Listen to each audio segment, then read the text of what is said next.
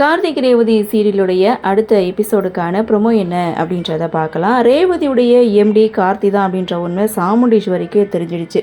இப்போது அடுத்த கட்ட பிளானில் இறங்கிட்டாங்க. அந்த ஆஃபீஸில் அட்மினாக வேலை பார்க்கக்கூடிய பொண்ணு கார்த்தி மேலே ஆசைப்படுறத தெரிஞ்சுக்கிட்ட சாமுண்டீஸ்வரி அந்த பொண்ணை கூப்பிட்டு பேசுகிறாங்க.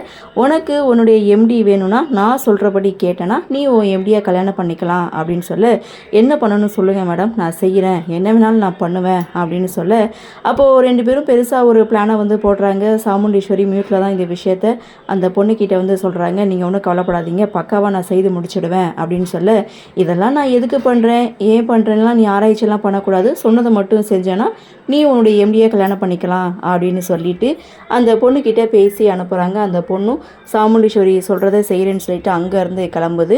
ஸோ சாமுண்டீஸ்வரி நினைக்கிறாங்க, என்னையே நீ ஏமாற்ற பார்க்குறியா, ஏற்கனவே டிரைவரை வந்து என்னை ஏமாத்தினேன், இப்போவும் என்னை ஏமாத்துறியா, உனக்கு இருக்குடா அப்படின்ற மாதிரி உனக்கு எப்படி தண்ணி காட்டுறான் பாரு அப்படின்னு சொல்லி ப்ரொமோவை முடிச்சிட்டாங்க.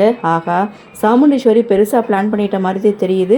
ஸோ கார்த்தி இதுலேருந்து எப்படி தப்பிக்க போகிறாரு அப்படின்ற ஒரு எதிர்பார்ப்பு ஒரு பக்கம் இருந்தாலும், இன்னொரு பக்கம் சாமுண்டீஸ்வரி என்ன பண்ண போகிறாங்க, ரேவதிக்கும் மருதுவுக்கும் ரிஜிஸ்டர் மேரேஜ் வந்து செய்ய போகிறாங்க.